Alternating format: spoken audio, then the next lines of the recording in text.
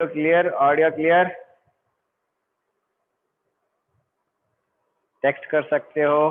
मैंने आपका वॉइस बंद कर रखा है तो दैट क्लास में डिस्टरबेंस नहीं हो। मीन्स इको में हमारे कोई ऑडियो में कोई इको नहीं आए, इसके लिए मैंने आपका ऑडियो बंद कर रखा है।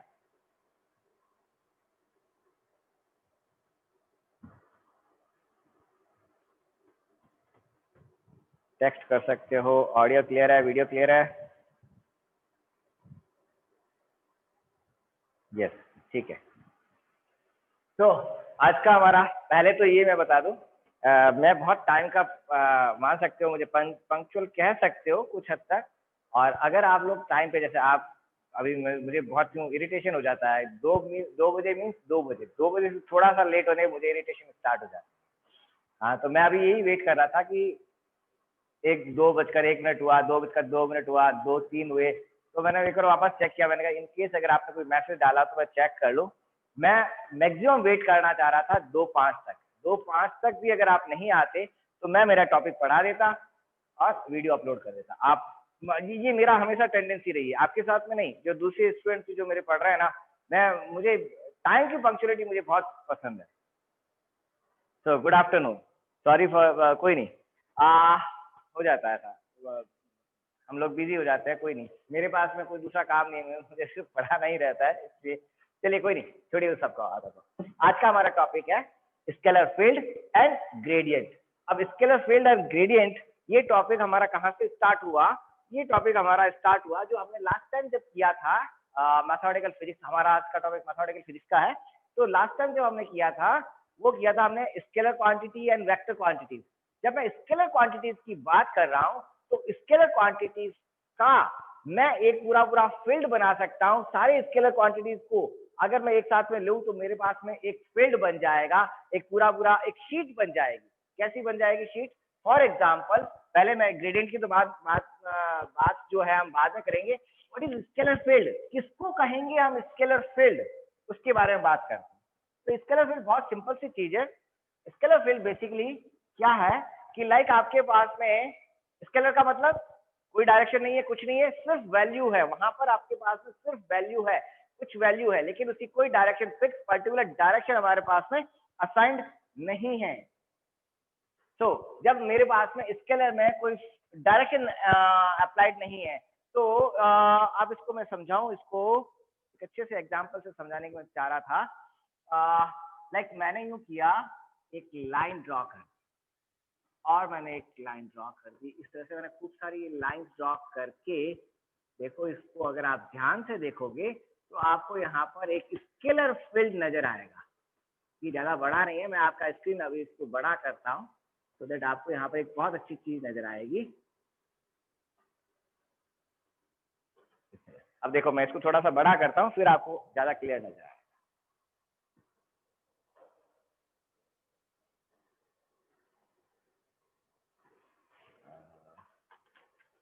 ओके, इससे ज्यादा मैं बड़ा अगर कर रहा हूँ तो आपको स्क्रीन से बात, यस, थोड़ा सा और मैं इसको बड़ा करूँ, फिर मैं जो समझाना चाह रहा हूँ वो आपको इसी एक से ही चीज समझ आ जाएगी। अब इस चीज को देखो, यहाँ पर मैंने क्या किया, ब्लैक जो मेरा इंक था, ब्लैक इंक से मैंने लाइंस ड्रॉ की। लेकिन अब इन लाइंस के अंदर एक फर्क नजर आ रहा है। ये पूरा पूरा मान लीजिए आप है ना, मतलब एक कलर स्ट्रिप है, ये पूरी पूरी एक कलर स्ट्रिप है। ये पूरा मैंने ब्लैक नहीं कर पाया था, ये पूरा पूरा ब्लैक है। अब देखो इसमें ब्लैक में फर्क क्या आ रहा है, यहाँ पर ब्लैक कलर ज्यादा डेंस है, यहाँ पर ब्लैक कलर की इंटेंसिटी ज्यादा है, ब्लैक कलर की डार्कनेस ज्यादा है, और फिर ब्लैक कलर यहाँ पे थोड़ा कम हुआ, थोड़ा कम हुआ, और इधर आते आते ब्लैक कलर कम हो रहा है। ये पूरी पूरी सब जगह ऐसा ही हो रहा है, सभी जगह ऐसा हो रहा है। मैंने एक लाइन यहाँ से लाइन जो ड्रॉ की इस तरह से, इन सब के अंदर ऐसा ही हो रहा है।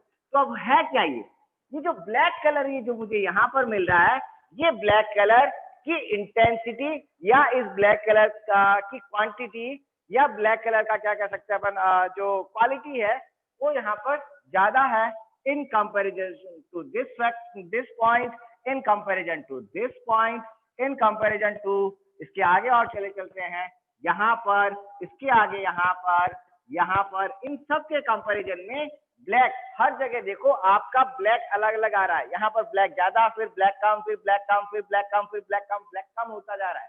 जब ब्लैक आपका कम हो रहा है तो यहाँ पे जो ब्लैक जो क्वांटिटी है वो बेसिकली क्या है, उसमें कोई डायरेक्शन वायरेक्शन नहीं है। ब्लैक यहाँ पे एक क्वांटिटी है, यहाँ पर ब्लैक की कुछ वैल्यू है, उसके साथ में कोई डायरेक्शन अटैच नहीं है, इस ब्लैक के साथ में कोई डायरेक्शन नहीं है। तो ये ब्लैक आपको क्या दे रहा है, यहाँ पर एक स्केलर वैल्यू दे रहा है। लेकिन वही ब्लैक की अगर आपके पास खूब सारी वैल्यूज है अलग अलग पोजीशन पे, तो यहाँ से लगा के यहाँ तक ये ब्लैक की क्या हो गई, एक स्ट्रिप बन गई। यहाँ से यहाँ तक ये ब्लैक का क्या मिल गया मेरे पास में, खूब सारी स्केलर वैल्यूज हैं, अलग अलग स्केलर वैल्यूज हैं जो मेरे यहाँ पर रखी हुई है। और इसके कारण मेरा यहाँ क्या बन गया, ये बन जाता है मेरा स्केलर फील्ड।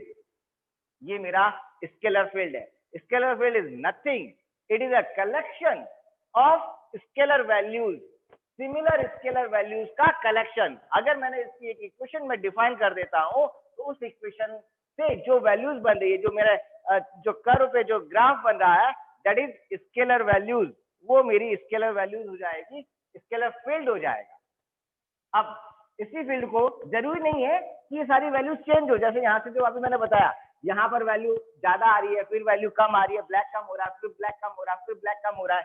इसमें तो ब्लैक कम हो रहा है। मान लीजिए ब्लैक मेरा कांस्टेंट रह रहा है, या मैं रेड कलर से मैं बनाता हूँ और रेड लाइन मैंने ड्रॉ की, उसकी इंटेंसिटी बिल्कुल एक जैसी है, कहीं से भी उसकी इंटेंसिटी में उसकी वैल्यू में कोई चेंजेस नहीं है।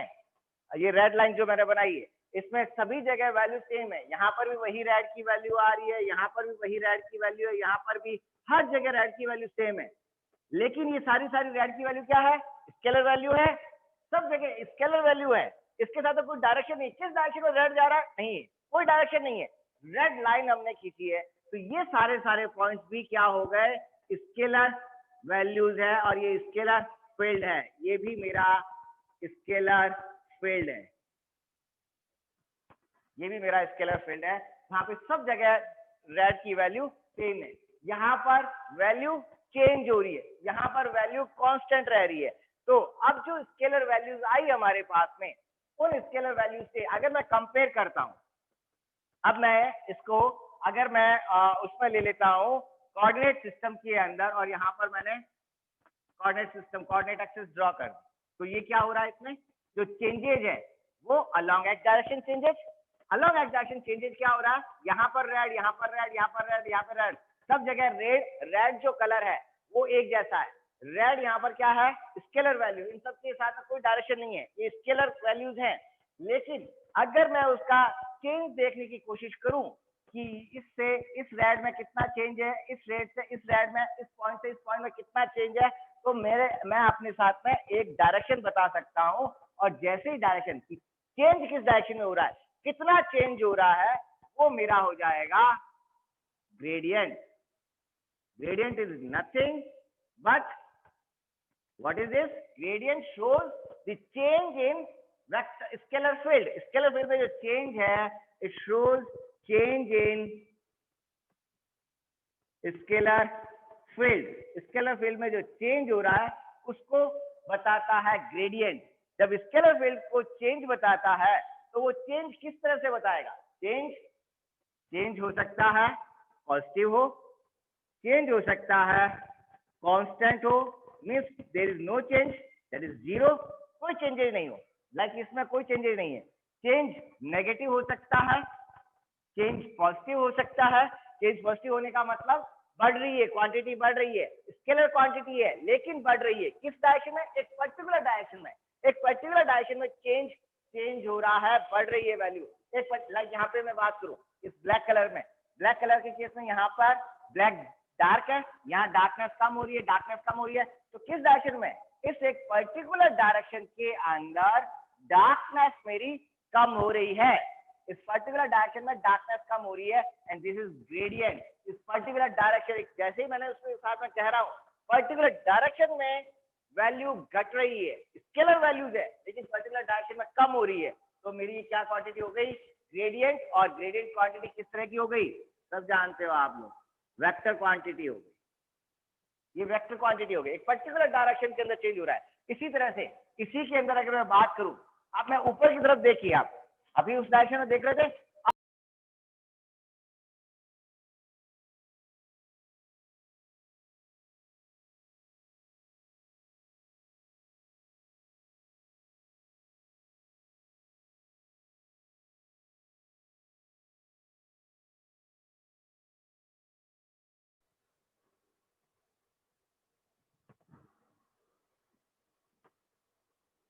क्लियर है? मैं आपको अनम्यूट करता हूँ।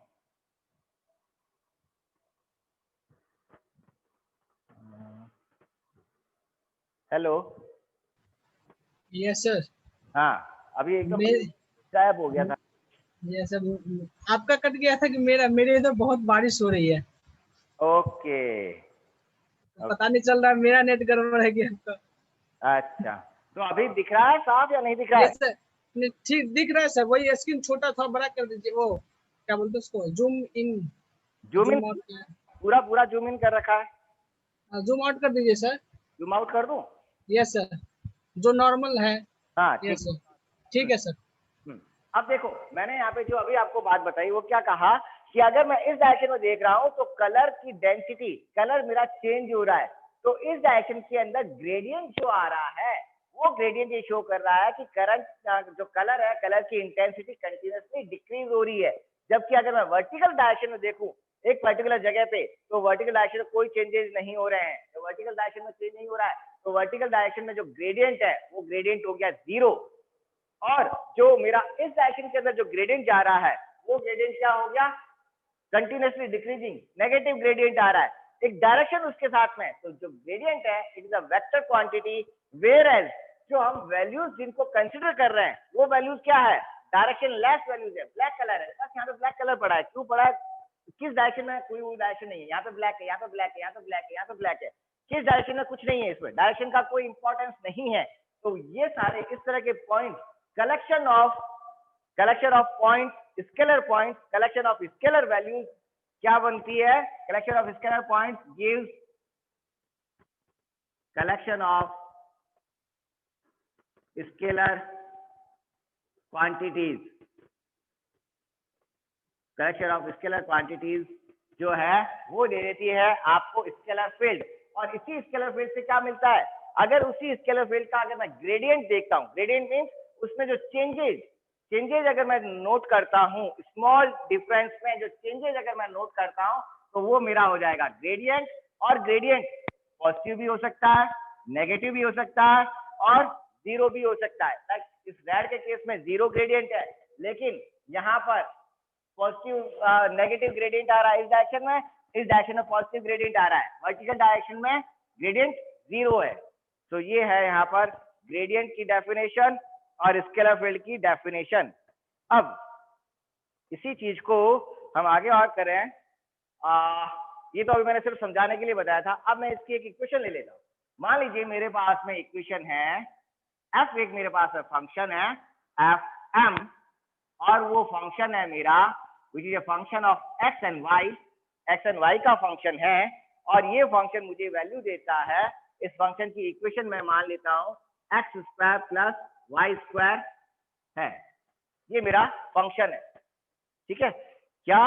F M is equal to F X Y which is equal to X square plus Y square.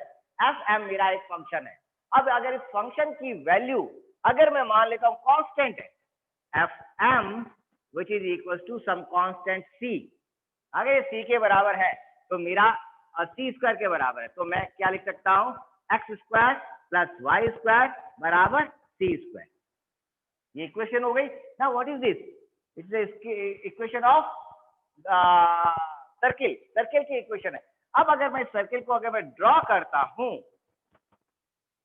Circle को अगर मैं ड्रॉ करता हूं, ये मेरी एक्स एक्सिस, ये मेरी वाई एक्सिस, तो ये मेरा सर्किल ड्रॉ हुआ for C1 value, C1 value के लिए सर्किल।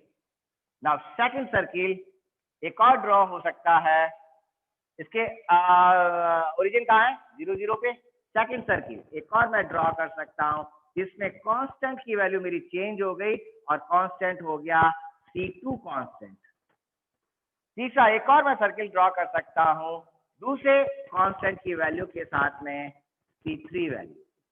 ये मेरा C3 का, उससे पहले वाला सर्किल था C2, उससे पहले वाला सर्किल C1। तो अब मैंने जो 3 सर्किल ड्रॉ किए, इन तीनों सर्किल पे क्या है? वैल्यू क्या है? कांस्टेंट है। वैल्यू में कोई डायरेक्शन नहीं है, इन वैल्यूज के लिए साथ में कोई डायरेक्शन नहीं है। लेकिन अब मैं एक पर्टिकुलर डायरेक्शन में अगर इसको देखूं पर्टिकुलर डायरेक्शन में। तो ये जो मेरा फील्ड बना, एक जो मैंने सर्किल बनाया, जो सर्किल का जो पूरा फील्ड बन रहा है, सर्किल की जितने पॉइंट्स जो बन रहे हैं वो मुझे क्या देंगे, स्केलर फील्ड देंगे। अब लेकिन अब मैं दो स्केलर फील्ड जो स्केलर फील्ड जो मेरे पास बने, अब इससे मैं क्या निकाल सकता हूँ, एक पर्टिकुलर डायरेक्शन मैंने चूज कर ली, मान लीजिए मैं इस डायरेक्शन में जा रहा हूँ, इस डायरेक्शन में, तो इस डायरेक्शन में मेरे पास वैल्यू बन रही है, सबसे पहले C1 वैल्यू मिल रही है, थोड़ा आगे जाता हूँ मेरे पास C2 वैल्यू मिल रही है, थोड़ा और आगे जाते मेरे पास C3 वैल्यू मिल रही है। इस पर्टिकुलर डायरेक्शन के अंदर अगर इनकी वैल्यू कंटिन्यूअसली बढ़ रही है तो मेरा क्या हो गया कि मीन्स जो चेंजेज हो रहा है, जब मैं इस डायरेक्शन में जा रहा हूं तो मेरा चेंजेज कंटिन्यूअसली राइज कर रहा है या कंटिन्यूअसली डिक्रीज कर रहा है या कांस्टेंट रह रहा है, वो मेरा ग्रेडियंट हो जाएगा। अब इसमें तो आप कहीं पर भी जाओ आपकी रेडियस बढ़ेगी ही बढ़ेगी, सी की वैल्यू सब डायरेक्शन में बढ़ रही है, लेकिन मान लीजिए फील्ड इस तरह का नहीं होकर थोड़ा सा स्लोपी हो, कुछ अलग तरह का हो, तब उस केस में क्या है, आपकी क्या हो रहा है, मान लीजिए किसी पर्टिकुलर डायरेक्शन में तो उसकी वैल्यू बढ़ रही है, दूसरी डायरेक्शन में जा रहे हो तो हो सकता है वैल्यू घट जाए, तीसरी डायरेक्शन में जा रहे हो तो वैल्यू कांस्टेंट रह सकती है। तो इस तरह से हम इस फील्ड को, स्केलर फील्ड को ड्रॉ कर सकते हैं और उसका ग्रेडियंट निकाल सकते हैं। इसका बेस्ट एग्जांपल, जैसे एक तो मुझे ये अच्छा एग्जांपल लगता है कि हम कलर से आराम से समझ सकते हैं, हमारी वॉल के ऊपर जो कलर होता है उस कलर से हम समझ सकते हैं कि वहां पे जो वैल्यू जो चेंज हो रही है, जो कलर की इंटेंसिटी चेंज हो रही है, एक पर्टिकुलर डायरेक्शन में कलर की इंटेंसिटी या तो कंटिन्यूसली डिक्रीज हो रही है, इंक्रीज हो रही है, जो चेंज हो रहे हैं उससे मेरा ग्रेडियंट निकल जाता है, और जो पेंट जो है वो मुझे स्केलर फील्ड शो करता है। इसका बेस्ट एग्जांपल, एक दूसरा एग्जांपल अच्छा सा है, वो है हमारा क्या कहते हैं उसको, बॉयलर ले लो, बॉयलर के अंदर ऐसा होता है, और दूसरा बॉयलर अगर नहीं लें तो बॉयलर की मैं बात कर लेता हूँ, या एक ये मल्टी टेबुलर रिएक्टर है, मैं आपको स्क्रीन पे शो करता हूँ, आप इसको आराम से उसको देख के समझ सकते हो, आपको लिए समझना इजी हो जाएगा। एक सेकंड में इसको आपका स्क्रीन शेयर करता हूँ, आप उस चीज से देख के आराम से समझ पाओगे।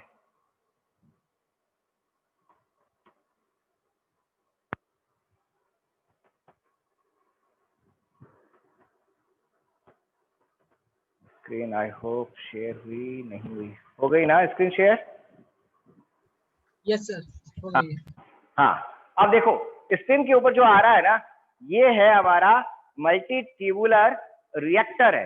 इस रिएक्टर के अंदर देखो नीचे आपका टेम्परेचर है ना, इनिशियल जो रिएक्टर बता रखा है उसमें नीचे जो टेम्परेचर है वो रेड कलर का आ रहा है, और ये रेड कलर का जो वेरिएशन जो हो रहा है, that is red colour means आपका यहाँ पर टेम्परेचर लो है, और फिर जैसे जैसे ऊपर की तरफ जा रहे हैं इसमें, तो आपका टेम्परेचर जो कंटिन्यूसली बढ़ रहा है, फिर ये ऑरेंज हुआ, ऑरेंज के बाद में येलो हुआ, येलो के बाद में ग्रीन हो रहा है, इस तरह से आपका टेम्परेचर। लेकिन इसकी सेंट्रल एक्सिस पे टेम्परेचर देखो, टेम्परेचर में वेरिएशन अलग ढंग का है, और उसके पास में सेंट्रल एक्सिस के पास में अगर आप देखते हो तो टेम्परेचर में वेरिएशन अलग ढंग से शो हो रहा है।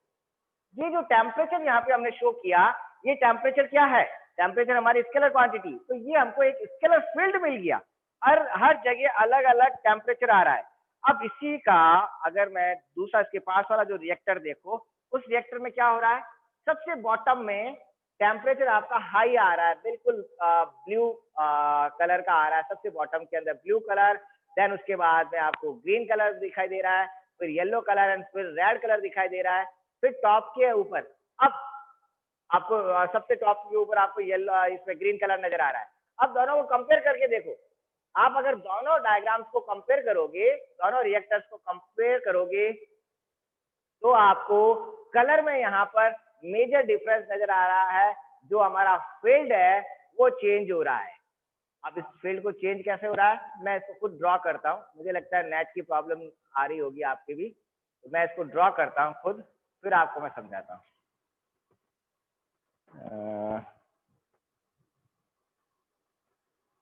देखो रिएक्टर को ड्रॉ करके मैं समझाता हूँ।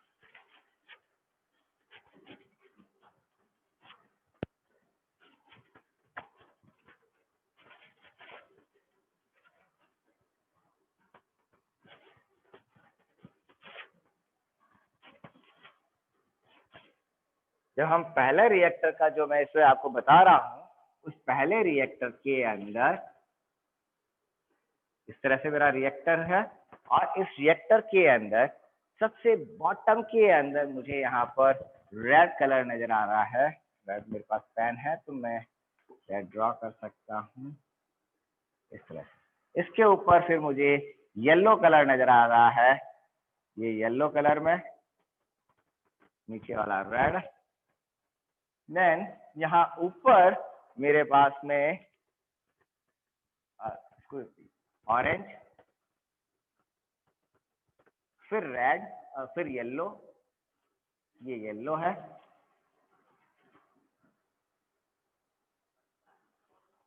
और ये जो टॉप में जो नजर आ रहा है वो मेरा ग्रीन कलर है। ये यहाँ से यहाँ तक वाला ये पूरा ग्रीन कलर।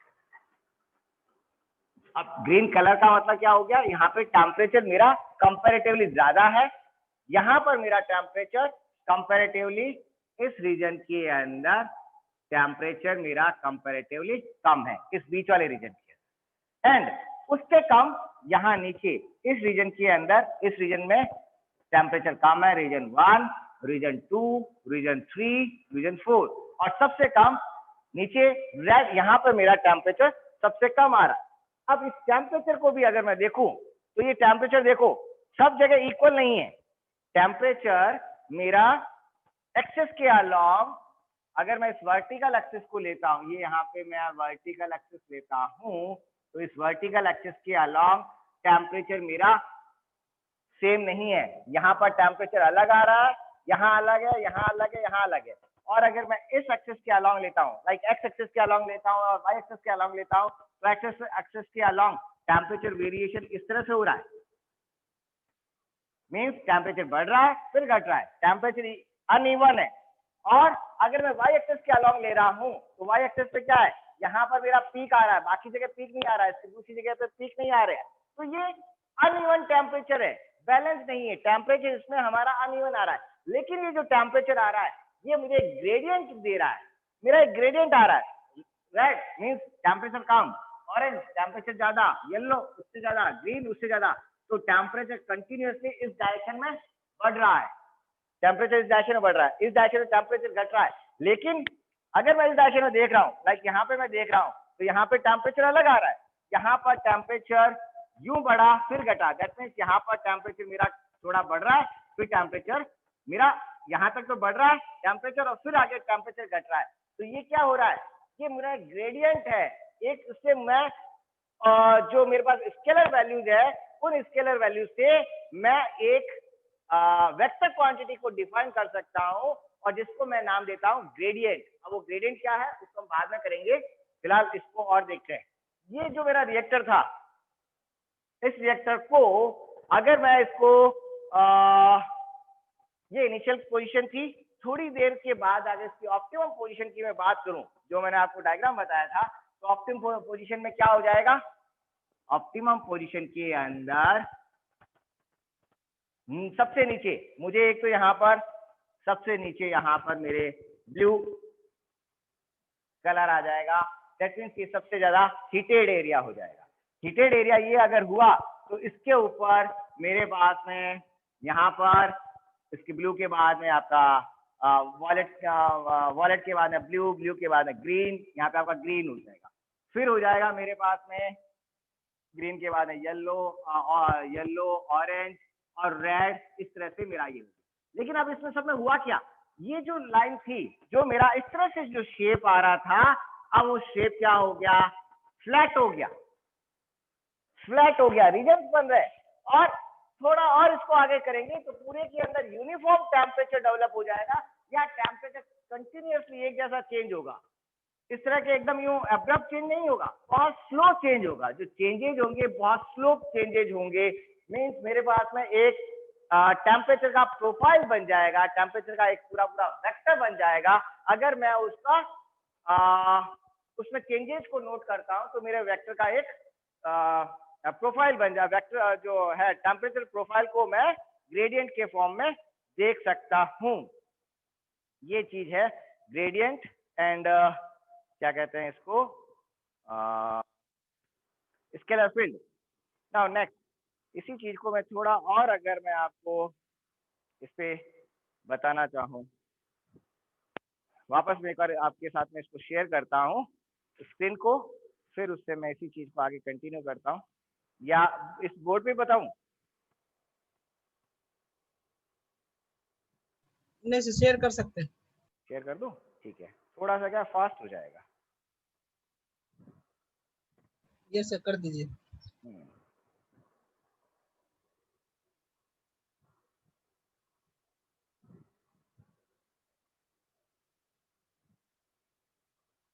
हाँ, अब देखो, ये जो अभी मैंने आपको बताया, बात बताई, एफ एम मैंने लिया एफ एक्स वाई, और इसी तरह से अगर मैं 3 डायमेंशन में लूंगा तो क्या हो जाएगा, F X Y Z, F is a function of X Y Z. और यहाँ पर जो एफ जो है आपका फंक्शन, वो एक स्केलर फील्ड है डिफाइंड इन एरिया ए।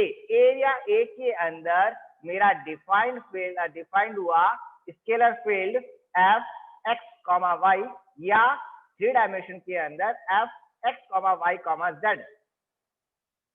अब इसी लाइन को जो अभी जो मैंने आपको बताया, मान लीजिए मेरा जो फंक्शन है एफ एक्स वाई, और इसकी वैल्यू सी के बराबर है। अगर इसकी वैल्यू सी के बराबर है तो मैं एक्स वाई प्लेन के अंदर इस लाइन को ड्रॉ करूं। लाइक ये मेरा एक ड्रॉ हुआ जिसकी वैल्यू C1 के बराबर आ रही। अब इस वैल्यू को देखो, ये जो लाइन मेरी ड्रॉ हुई है इसको कहते हैं लेवल लाइन, या कंटूर लाइन, या हाइट लाइन भी इसको कहते हैं। ये क्या हो गया, एक स्केलर फील्ड हो गया। जो ये येलो कलर की जो C1 लाइन बनी है, जिसकी वैल्यू C1 है, हर जगह इसकी वैल्यू C1 के बराबर है, ये मेरा कंटूर लाइन कहलाती है, या लेवल लाइन कहलाती है, या हाइट लाइन कहलाती है। दूसरा, इसी तरह से C2 वैल्यू, आपने वैल्यू चेंज कर दी कांस्टेंट की, तो मेरे पास में एक दूसरा कंटूर बन गया। ये जो सेकंड कंटूर बना है वो। तीसरा, एक और कंटूर मैंने बना लिया, तो ये मेरा तीसरा कंटूर बन गया। एक और कंटूर मैंने बना लिया C4 वैल्यू के लिए, तो मेरा एक तीसरा कंटूर और बन गया। तो ये इस तरह से स्केलर फील्ड बन गया मेरे पास। एक और बना दिया, ये मेरा फिफ्थ बन गया कंटूर। तो ये जो एक पूरा एक जो लाइन बन रही है, इस लाइन पर सब जगह वैल्यू क्या है मेरी, एक वैल्यू C1 के बराबर आ रही है, और ये स्केलर वैल्यू है। लेकिन अब मैं यहाँ से एक डायरेक्शन में बात करूं तो मुझे इनकी वैल्यू में या तो चेंजेज मिलेगा, वैल्यूज इंक्रीज होगी, डिक्रीज होगी, तो उससे मेरी ग्रेडियंट की वैल्यू निकलेगी। इसी तरह से अगर मैं, अब ये देखो यहाँ पे मैंने अलग अलग प्लेन्स बनाए, हाँ थोड़ा सा फास्ट चल गया होगा। C1 plane, C2 plane, C3 plane, C4 plane, ये अलग अलग प्लेन्स है। लेकिन ये प्लेन्स आपको क्या दे रहे हैं, सरफेस एक मिल गई, 3D के अंदर एक कंटूर सरफेस मिल गई जिसके ऊपर वैल्यू कांस्टेंट रह रही है ना। तो ये सारे स्केलर फील्ड हो गए। अब स्केलर फील्ड कौन कौन से हैं, लाइक टेम्परेचर की, जो अभी मैंने आपको बताया, प्रेशर का हो सकता है, ग्रेविटी का हो सकता है, रेजिस्टिविटी हो सकती है, एलिवेशन का हो सकता है। एलिवेशन की अगर मैं बात करूं तो हमारे जो उस पे हमारे जब सड़क के ऊपर अगर मैं बात करते हैं तो सड़क के ऊपर क्या होता है, जो हमारा जो अर्थ सरफेस है, अर्थ सरफेस पे अर्थ कहीं जगह हमारे ऊपर हाइट पे जा रही है, कहीं जगह नीचे जा रही है। तो वो जो हमारा एक पूरा पूरा जो वैल्यूज बन रही है उन सब का जब मैंने ग्राफिकल रिप्रेजेंटेशन करते हैं तो मुझे क्या मिलेगा, एक स्केलर फील्ड मुझे मिल जाएगा। तो ये हुआ एलिवेशन है। इस विंड स्पीड, अगर मैं विंड स्पीड को विदाउट डायरेक्शन लेता हूँ तो क्या हो जाएगा, विदाउट डायरेक्शन लूंगा तो स्केलर फील्ड है, और स्केलर फील्ड है तो विंड का जो मेरे पास मैप बन रहा है वो स्केलर फील्ड हो गया। एनर्जी का मैप हो गया, पोटेंशियल एनर्जी का मैप हो गया, डेंसिटी का हो गया, टाइम का हो गया। अब टाइम का मैप अभी तो हमने कई बार देखा है, टाइम के मैप को तो आपने भी देख रखा है। जो हमारा जो वर्ल्ड मैप है ना, वर्ल्ड मैप के अंदर अगर मैं टाइम लाइंस को ड्रॉ करता हूँ सब जगह की, इंडियन की जो हमारा इंडियन स्टैंडर्ड टाइम है, और उसको अगर मैं कंपेयर करूँ यूरोपियन कंट्रीज के साथ में या जापान के साथ में कंपेयर करता हूँ, तब मैं बता सकता हूँ उससे हमारा टाइम ज्यादा है, इससे हमारा टाइम कम है, जो कुछ भी चीज है। तो यहाँ पर मैं एक अपना एक ग्रेडियंट ड्रॉ कर सकता हूँ। ये जो टाइम लाइंस जो बन रही है वो टाइम लाइंस क्या है, स्केलर क्वांटिटीज है, स्केलर फील्ड को आप डिफाइन कर रहे हो। अब ये जो अभी मैंने आपको बताया वही डायग्राम, इसी तरह से दूसरा एक और हीट एक्सचेंजर का डायग्राम, जिसके अंदर हमारे पास में हीट जो टेम्परेचर है, टेम्परेचर वेरिएशन हमारा शो हो रहा है। Since temperature is scalar quantity, बस टेम्परेचर, दो टेम्परेचर का अगर मैं डिफरेंस लेता हूं तो मुझे ग्रेडियंट मिल जाएगा and that becomes a vector quantity. अब इस वेक्टर को चेक करते हैं ये वेक्टर है कैसा। तो इसको मैं चेक करने के लिए इसी पे बता दूं, पीपीटी में, या बोर्ड पे बताऊं? ये सब बता सकते हैं सर।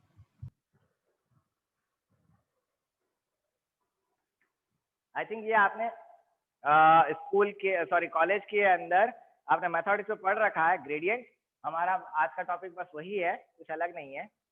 लाइक मेरे पास में ये यहाँ पर दो पॉइंट है, पॉइंट एम जहाँ पर वैल्यू फंक्शन जो है वो है एफ एम, और एक दूसरा पॉइंट और मैंने लिया M1 जहाँ पर फंक्शन की वैल्यू हो गई मेरे पास में एफ M1। अब इस लाइन को, ये जो मेरा दो अलग अलग, जो अभी हमने कंटूर्स बनाए थे ना, उसके ये दो पॉइंट्स हैं। आप इसको मान सकते हो C1 C2 पॉइंट है ना, दो कंटूर के पॉइंट्स है। अब इन कंटूर के पॉइंट्स पे देखो मैं क्या कर रहा हूँ, पहले मैं एक एक्सेस मैं कोऑर्डिनेट सिस्टम को ड्रॉ कर लेता हूँ, एक्स एक्सेस, वाई एक्सेस और जेड एक्सेस को मैंने ड्रॉ किया, और फिर ये जो लाइन मैंने एक ड्रॉ की M से M1 के बीच में, इस लाइन के अलोंग मैंने क्या किया कि इससे मैंने इसके तीनों वो प्रोजेक्शंस ले लिए, और तीनों प्रोजेक्शन के हिसाब से मेरे पास में डायरेक्शनल कोसाइंस आ गए, cos alpha, cos beta and cos gamma. तीनों मेरे पास में डायरेक्शनल कोसाइंस आ गए। जब डायरेक्शनल कोसाइंस मेरे पास में आ गए, डायरेक्शनल कोसाइंस को हम नॉर्मली ई से लिखते हैं, तो मैंने यहाँ पर इसको ई से ही लिखा है। अब जैसे डायरेक्शन कोसाइंस मेरे पास में आ गए, तो अब मैं क्या कर रहा हूँ, D F by sorry delta F by delta ई के रेस्पेक्ट में मैं इसका पार्शियल डिफरेंशिएशन कर रहा हूँ। तो डिफरेंशिएशन जब मैं इसको कर रहा हूँ तब मेरे पास में वैल्यू क्या आएगी, तब मेरे पास में वैल्यू हो गई लिमिट। अब मैं डिफरेंशिएशन कैसे करूंगा, मैं ये जो वैल्यू मेरे पास में आई है ये यहाँ पर M से M1 तक, तो जब मैं इसको डिफरेंशिएट कर रहा हूँ दैट मीन्स मैं क्या कर रहा हूँ, इसको limit M1 tends to M, limit M1 tends to M, क्या एफ M1 पीपीटी नहीं दिख रहा है सर। ओके, पीपीटी नहीं दिख रहा है, मैं बोर्ड पे लिख देता हूँ, मुझे पीपीटी से वैसे भी मतलब जब, चलो मैं बोर्ड पे लिखता हूँ।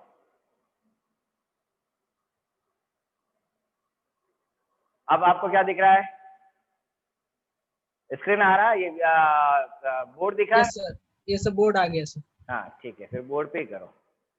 पता नहीं वो लोग कैसे पढ़ाते हैं, मैं भी कोई बार कोशिश करने की कोशिश करता हूँ कि पीपीटी से पढ़ा दूँ। यस सर, सेटिस्फैक्टरी नहीं रहता है।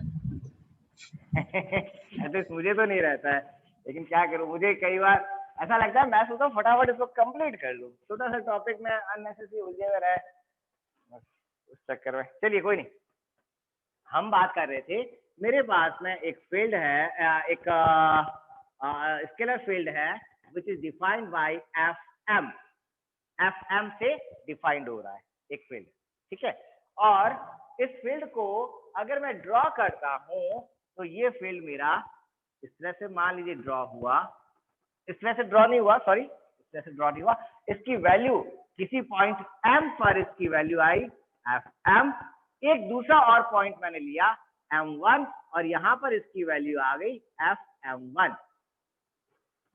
दो अलग अलग पॉइंट पर मेरे पास दो वैल्यूज आ गई है ना, या इसको यू भी मत समझो आप, बनाऊंगा तो मैं यही, लेकिन इसको थोड़ा अलग है। स्केलर फील्ड है एफ एम, दैट मीन्स किसी पॉइंट M पर इसकी वैल्यू है F M and it has no direction. अब मैंने क्या किया, एक दूसरे पॉइंट पर इसकी वैल्यू ली, लाइक जैसा अभी हमने पहले किया था, मैंने इस तरह से एक मेरा ये C1 मेरा एक फील्ड हुआ, फिर मेरा एक दूसरा फील्ड हुआ C2, फिर एक तीसरा फील्ड हुआ मेरा C3। अब मैंने क्या किया, इसका कोई C1 का एक पॉइंट ले लिया और एक C2 का पॉइंट ले लिया, इन दोनों को मैंने कनेक्ट किया, ये इस तरह से किया, कुछ भी नया नहीं किया, वही मैंने यहाँ पे किया। मैंने एक पॉइंट लिया m, जिसके ऊपर मेरे पास स्केलर वैल्यू आती है fm। एक दूसरा पॉइंट और लिया मैंने यहाँ पर m1, और यहाँ पर वैल्यू मुझे मिलेगी fm1। अब फंक्शन fm कुछ भी हो सकता है, लाइक जैसे अभी हमने पहले काम में लिया, it may be X square plus Y square plus Z square is equal to R square. Square की इक्वेशन हो सकती है या कोई दूसरी इक्वेशन हो सकती है, कुछ भी हो सकती है, वो हमको नहीं मालूम है इक्वेशन है क्या, है ना, वो कुछ भी इक्वेशन हो सकती है।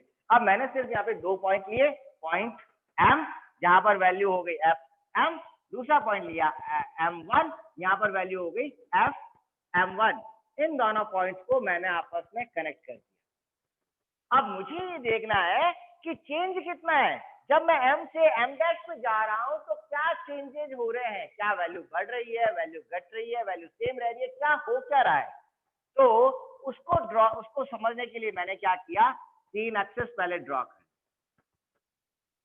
मैंने तीन एक्सेस ड्रॉ कर ली, X axis, Y axis, Z axis मैंने ड्रॉ कर ली, ठीक है। और जब मैंने ये एक्सिस ड्रॉ कर ली तो मेरे पास में यहाँ पर इसके पैरेलल मैंने एक दूसरी लाइन खींच के और मैं अपना निकाल सकता हूँ, इसके पैरेलल लाइन खींच के मैं अल्फा बीटा गामा, ये अल्फा एंगल, ये बीटा एंगल, ये मेरा गामा एंगल, और तीनों एंगल जब मैंने निकाल लिए, दैट इज ये मेरे तीनों क्या हो गए, डायरेक्शनल कोसाइंस,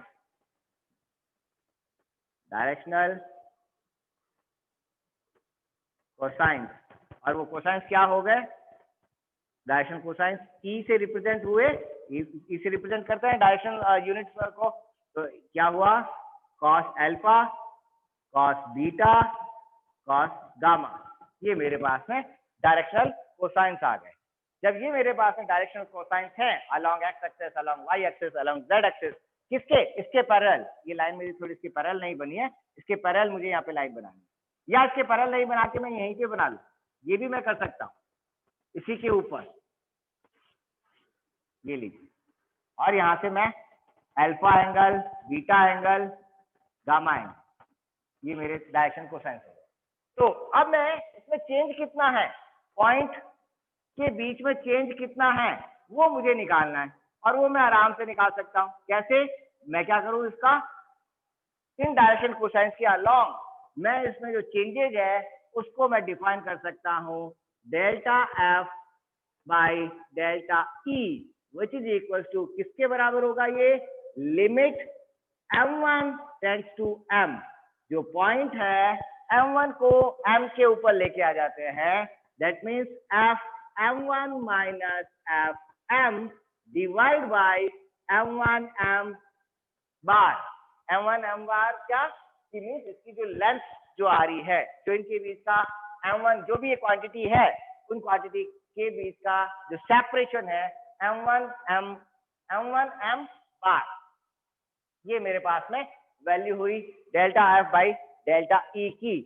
नाउ अब इसके अंदर जो हमारा m है, लेट m जो हमारा है तो ड्रॉ करना चाहोगे क्या, ड्रॉ करोगे या मैं साफ इसको मैंने मिटा दिया था। यस सर, बस एक मिनट सर। हाँ बना लीजिए।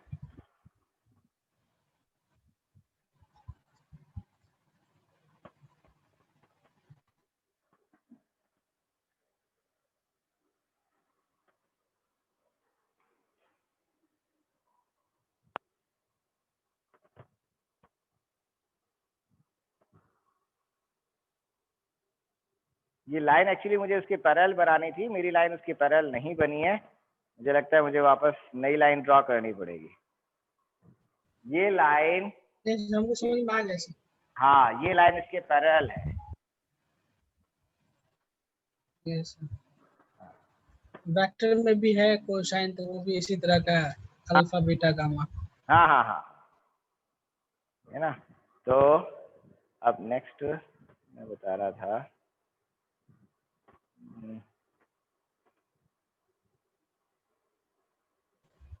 ओके अब जो हमारा एफ जो है तो सब कर लिया। हाँ हेलो ये से उतार लिए सर। हाँ ठीक है ठीक है। अब इस चीज को जो मैं है क्या लिख सकता हूँ,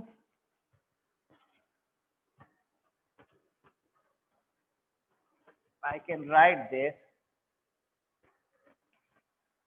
delta f by delta e is equals to limit m1 tends to m f m1 minus f m divided by m1 m bar is equals to, यहाँ पर ये क्या है, चेंजेस, स्मॉल चेंजेस है। फॉर एग्जांपल थोड़ी देर के लिए मैं मान के चलूं कि मेरा जो फंक्शन है it is a function of X Y Z, है ना, 3 एक्सेस के अलोंग, जो हमने आर्बिट्रेरी 3 एक्सेस ली है उनके अलोंग मेरा ये फंक्शन है। तो एफ m1 क्या हुआ, m1 पॉइंट कौन सा हुआ, लेट अस कंसीडर m1 जो पॉइंट है वो पॉइंट है मेरा, सॉरी पहले m पॉइंट जो है, m पॉइंट है मेरा x, y, z, और m1 जो पॉइंट है वो है x plus small change delta x, y plus delta y, z plus delta z, उससे थोड़ा सा दूर है, delta x, delta y, delta z point दूर है। तो मैं इस चीज को क्या लिख सकता हूं, then I can write it limit m1 tends to m f x plus delta x, comma y plus delta y, comma z plus delta z, किस पर, is a function of x, x के अंदर मुझे function f के अंदर मुझे value क्या रखनी है, x plus delta x, y plus delta y, z plus delta z, minus f, m की वैल्यू क्या है, m की जगह क्या है x y z, x comma y comma z, divide by, नीचे फिलहाल मैं इसको यूं कहीं लिख रहा हूं m1 m बार, इन दोनों के बीच का जो डिस्टेंस है वो डिस्टेंस आ गई। अब इस चीज को, ये जो है जब मैं इसको आपस में माइनस कर रहा हूं तब मुझे क्या मिलेगा, जब मैं इन दोनों को माइनस कर रहा हूं तो मुझे ये वैल्यू क्या मिल जाएगी, df, दैट मीन्स मुझे ये वैल्यू मिल जाएगी df, जो हमारा f जो है, df जो वैल्यू है वो मिल गई x, y, z plus d rho, मुझे वैल्यू मिल जाएगी। What is D rho, delta rho, delta rho मुझे क्या मिला, delta rho,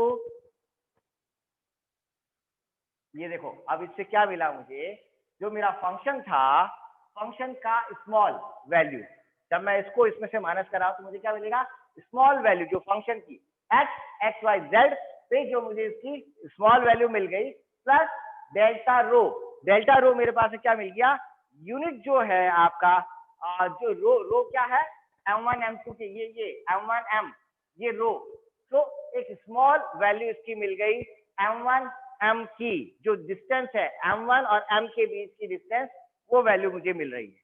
then I can write it in terms of,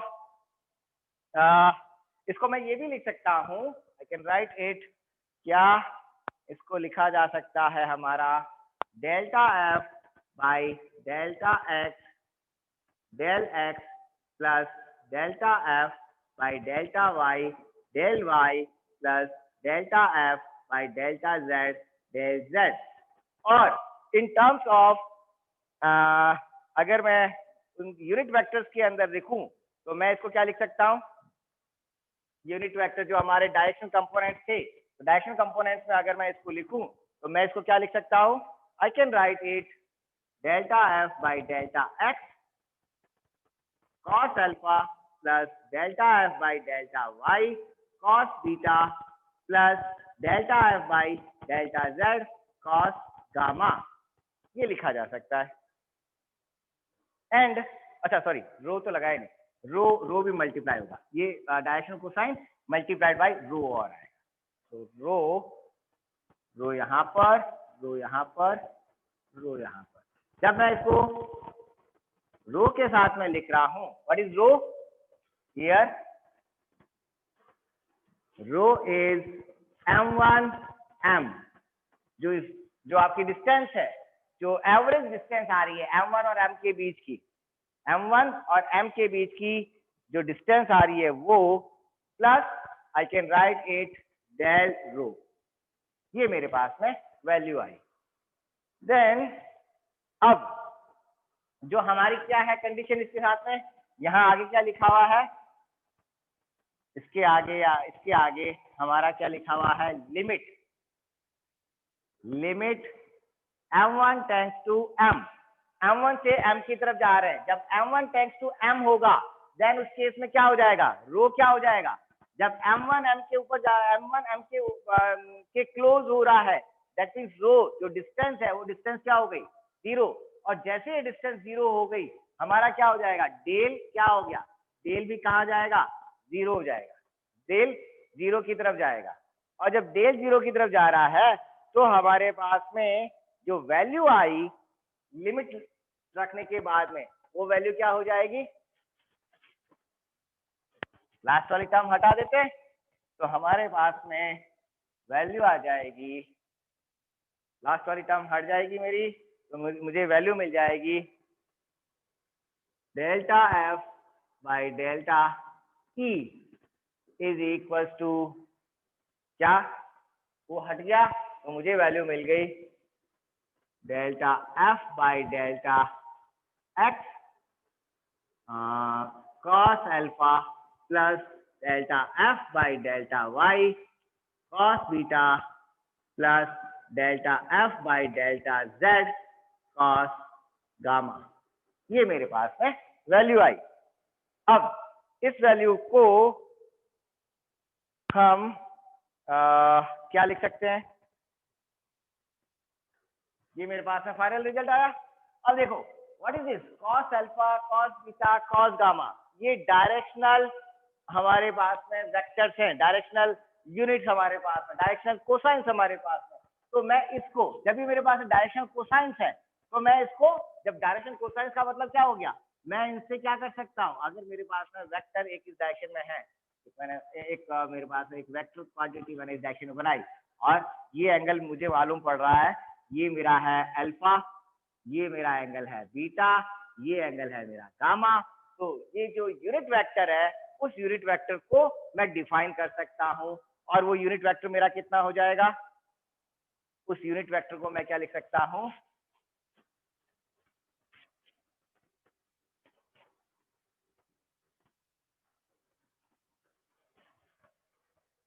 उस यूनिट वेक्टर को मैं कॉस उसमें cos eta cap sine eta cap इस ढंग से मैं लिख सकता हूं उस यूनिट वेक्टर को, क्या दैट इज वो हो जाएगा E is equal to cos alpha I cap plus cos beta J cap plus cos gamma के कैप।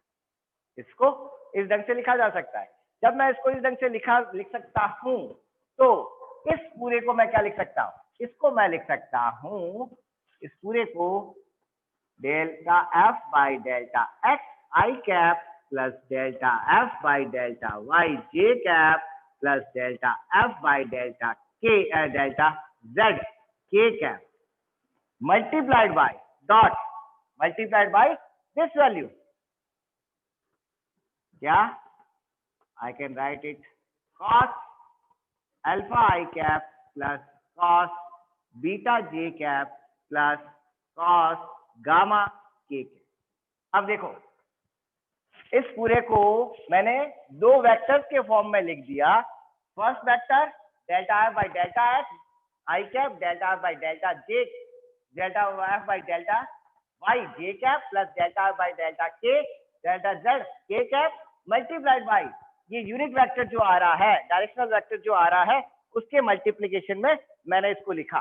तो अब देखो जो ये क्या मिला मुझे कि अगर मैं डायरेक्शनल वेक्टर के साथ में इसमें जो चेंजेस देख रहा हूं, जो हमने एक रैंडम डायरेक्शन जो ली थी उससे जब मैंने वैल्यू निकाली तो ये जो चीज मुझे मिल गई, ये क्या चीज दे रहा है, फंक्शन का स्पेस के along X Y Z space के अलोंग जो चेंजेज है वो चेंजेज मुझे यहाँ से मिलते हैं and this is known as gradient F, और जिसको नेबला से भी लिखा जाता है नेबला एफ मुझे मिला। And what is this? Nabla F किसके बराबर है? It is equal to del F by del X I cap plus del F by del Y J cap plus del F by del Z के cap.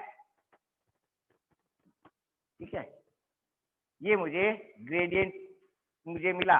अब इस gradient को देखो, हमारा जो फंक्शन था, अब एफ जो फंक्शन है वो स्केलर क्वांटिटी है, फंक्शन एफ स्केलर क्वांटिटी है, लेकिन उसका जो ग्रेडियंट है वो वेक्टर क्वांटिटी है। जो फंक्शन था, फंक्शन एफ स्केलर है, बट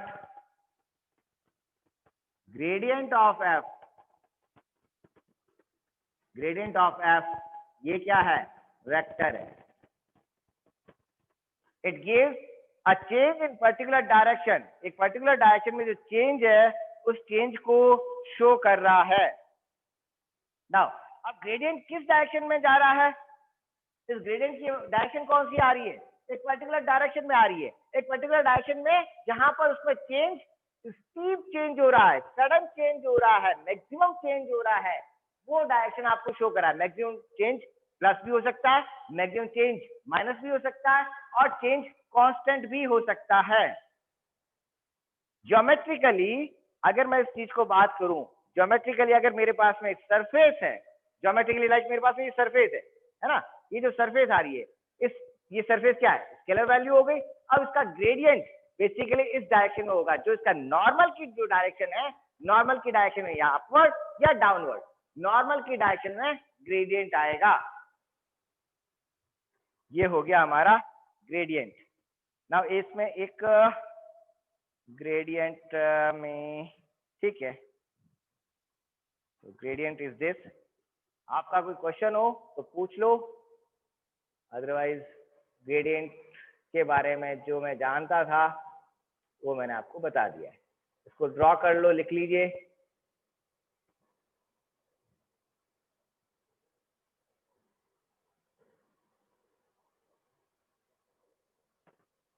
नित्यानंद? यस सर, लिख रहे हैं सर।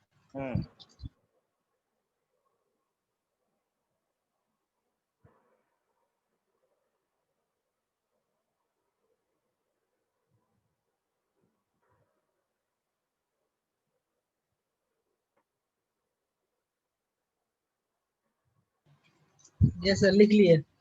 ठीक है, तो ये ग्रेडियंट वाला आज हमारा हो गया कंप्लीट। अब इसी तरह यस सर।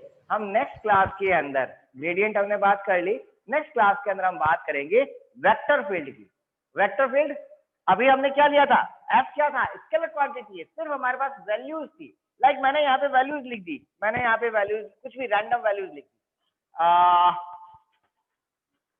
इसको और इजीली समझ सकते हैं। आपने क्या किया, एक छोटे बच्चे को बैठाया, उसके हाथ में आपने पेन दे दिया, लाइक मेरे हाथ में जैसे पेन है अभी, इस तरह से आपने एक बच्चे के हाथ में पेन दे दिया, और उस बच्चे ने क्या किया, बोर्ड के ऊपर जहां जो मर्जी आए उसने वैल्यूज दी, जो उसको अच्छा लगा वो वैल्यूज। ये सारी वैल्यूज क्या हो गई मेरे पास? ये सारी वैल्यूज मेरे पास में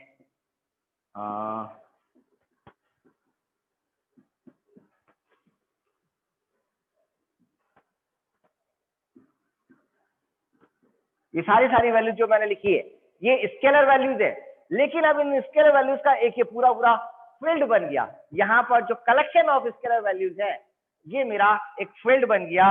इसको अगर मैं मान लीजिए मैं आगे इसको उसमें भी ले लूं, क्या कहते हैं उसको, कोऑर्डिनेट सिस्टम के अंदर, तो ये मेरे पास में वैल्यूज का एक फील्ड बन गया, स्केलर फील्ड। अब इसी स्केलर फील्ड के अंदर अब मैं एक पर्टिकुलर डायरेक्शन में अगर देखता हूं, लाइक यहाँ से अगर मैं इस डायरेक्शन में जा रहा हूं तो क्या हो रहा है, 5 से 9 वैल्यू इंक्रीज हो रही है।